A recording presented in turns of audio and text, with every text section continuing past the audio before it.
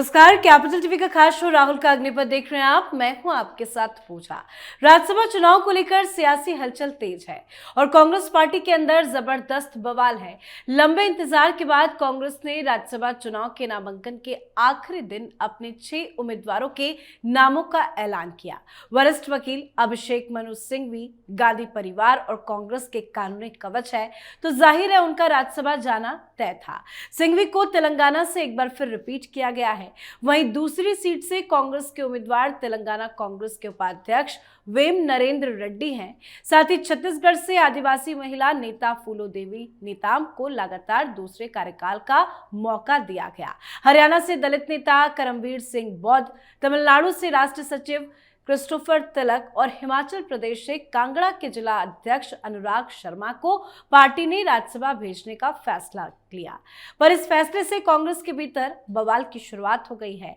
आस लगाए नेताओं को टिकट नहीं दिया गया है। कांग्रेस ने एक बार फिर पवन खेड़ा को राज्यसभा सीट के लिए नजरअंदाज कर दिया। लगता है फिर से उनकी तपस्या में कमी रह गई है। सुप्रिया श्रीनेत, आलोक शर्मा, रागिनी नायक जैसे नेताओं को भी दरकिनार कर दिया गया। तो क्या कुछ चल रहा है कांग्रेस में, आपको बताएंगे। चर्चा के लिए मेरे साथ स्टूडियो में मौजूद हैं कैपिटल टीवी के editor in chief doctor Manish Kumar. Doctor साहब, बहुत बहुत स्वागत है आपका। धन्यवाद। आज तो नॉमिनेशन की आखिरी तारीख थी, क्या कुछ हो रहा है कांग्रेस पार्टी के अंदर? देखिए, कांग्रेस पार्टी ने जिस तरह का फैसला लिया है, राहुल गांधी को एक चीज के लिए धन्यवाद देना चाहिए जी। और कांग्रेस पार्टी को एक संदेश भी मिल गया।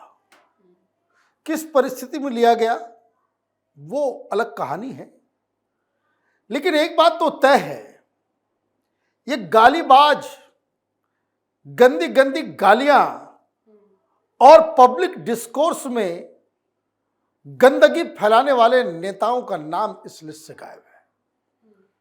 तो जहां क्रेडिट ड्यू है वो क्रेडिट देना चाहिए। मतलब गाली गलौज करके आप राज्यसभा पहुंच जाएंगे, ये पॉसिबल नहीं है किसी भी पार्टी में। क्योंकि मुझे लग रहा था कि शायद ऐसा है कि भाई राहुल गांधी ही बोलते होंगे भाई गाली दो, आगे रास्ता तुम्हारा साफ हो जाएगा। तो आपने बिल्कुल सही कहा कि तपस्या में कमी रह गई। गाली गलौज तो हमने पूरा किया लेकिन काम नहीं किया। लुक एट द नेम्स, ये सारे लोग संगठन से जुड़े हुए लोग हैं। कोई दलित है, कोई ट्राइबल महिला है, क्रिस्टोफर तिलक है तमिलनाडु। भाई क्या नाम चल रहा था?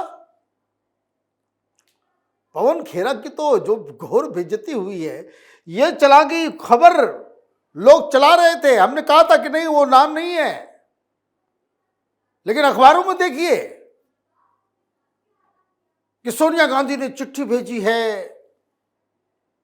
केसी वेणुगोपाल चिट्ठी लेकर के गए, रात के अंधेरे में बातचीत हुई और बातचीत में यह कहा गया कि भाई एक राज्यसभा की सीट दे दो, पवन खेड़ा को भेज दो। और पवन खेड़ा को तो नींद नहीं आ रही होगी, सपने में वो जो शपथ लेता हुआ देख रहे होंगे।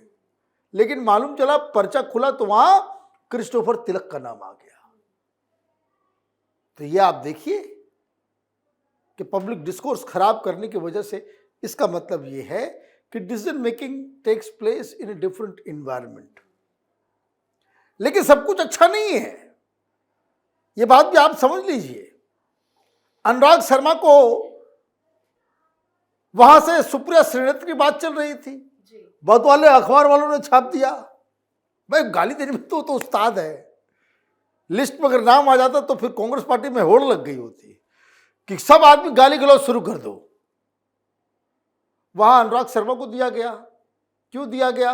उस सुखू ने अलग गियर फंसा दिया, बोला जो होगा लोकल होगा, जो होगा सो लोकल होगा।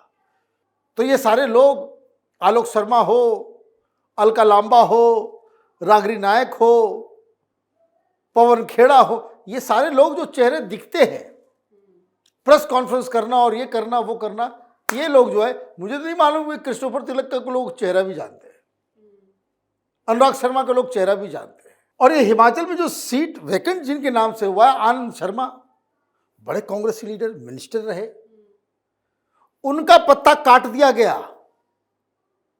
और जब पत्ता कट गया मीडिया वाले सब पहुंचे।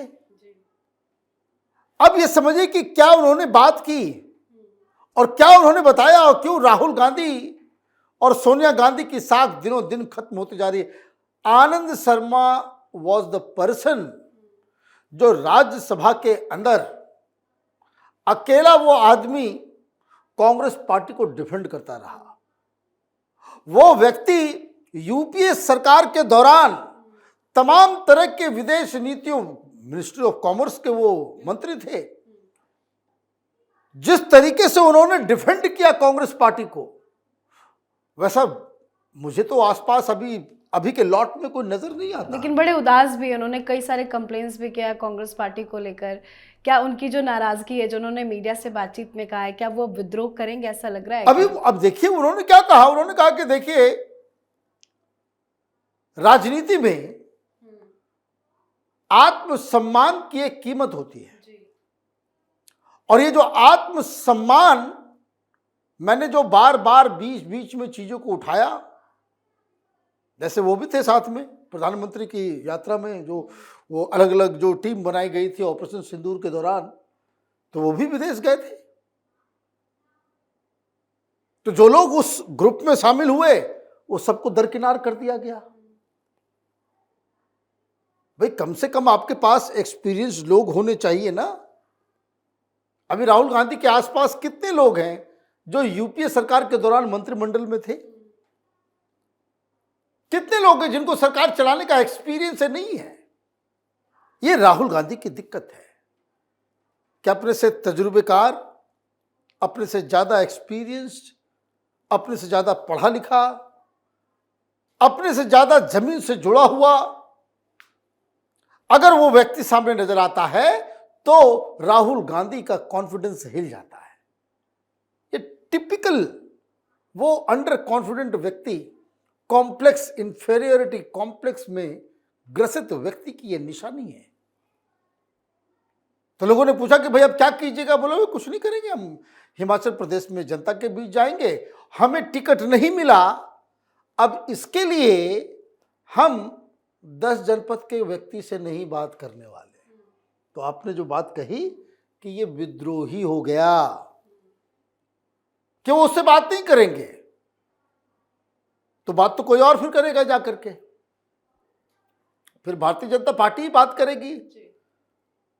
जो तजुर्बेकार लोग हैं, जो एक्सपीरियंस्ड लोग हैं, जो काम के लोग हैं, और आनंद शर्मा के ऊपर कोई भ्रष्टाचार वगैरह का उस तरह के व्यक्ति नहीं है। ये बड़ा क्लीन व्यक्ति में इनकी गिनती होती है। जैसे के एंटनी है, क्लीन व्यक्ति है, जैसे शशि थरूर है, क्लीन व्यक्ति है। इन लोगों के ऊपर भ्रष्टाचार वगैरह का आरोप नहीं है। सलमान खुर्शीद है, क्लीन व्यक्ति है। कारण क्या है कि ये लोग उस कुचक्र में नहीं है। आपने उनको बाहर कर दिया तो आप देखिए ये हुआ। आप अपने कुछ लोगों को डालना चाह रहे थे राजस्थान से, वहां भी आप फंस गए। और हिमाचल प्रदेश में तो सुप्रिया श्रीनेत्र की बात चली, सब कुछ चली, सब कुछ हुआ, खबर भी आ गई, लेकिन वहां लोगों ने कहा कि भाई इधर लोकल को दो, नहीं तो क्रॉस वोटिंग हो जाएगा, फिर गड़बड़ हो जाएगा। तो अभी तो पहला फेज हो गया, अभी फिर जून में चुनाव होगा, उसमें कुछ आधी सीटों के ऊपर जो है वो वहां पे होगा। लेकिन वहां अलग मल्लिकार्जुन खड़गे बैठे हुए होंगे और भी कुछ वकीलों के बारे में बताया जा रहा है। तो मुझे लग रहा है कि राहुल गांधी का ये जो सिलेक्शन प्रोसेस रहा, वो अपने साथ के लोगों को, अपने लोगों को, और जो सारे लोग जो राहुल गांधी दिन रात करने वाले जो बैंड वैगन है, उसमें से किसी भी व्यक्ति को वो सीट दिलाने में कामयाब नहीं हो सकते। जी, बहुत बहुत धन्यवाद सर समझाने के लिए। धन्यवाद। तो राज्यसभा चुनाव के लिए नामांकन भरने की आज आखिरी तारीख रही, पर आखिरी दिन कांग्रेस के बड़े बड़े नेताओं को बड़ा झटका लगा है। जो टिकट पाने की आस लगाए बैठे थे, उन्हें दरकिनार कर दिया गया। अब बताया जा रहा है कि नेताओं के अंदर नाराजगी काफी ज्यादा बढ़ गई है, विद्रोह की आग धधकने लगी है। तो देखते हैं आगे कांग्रेस पार्टी के भीतर क्या होता है। तो आप भी अपनी राय कमेंट करके लिखिए। देखते रहिए कैपिटल टीवी। नमस्कार।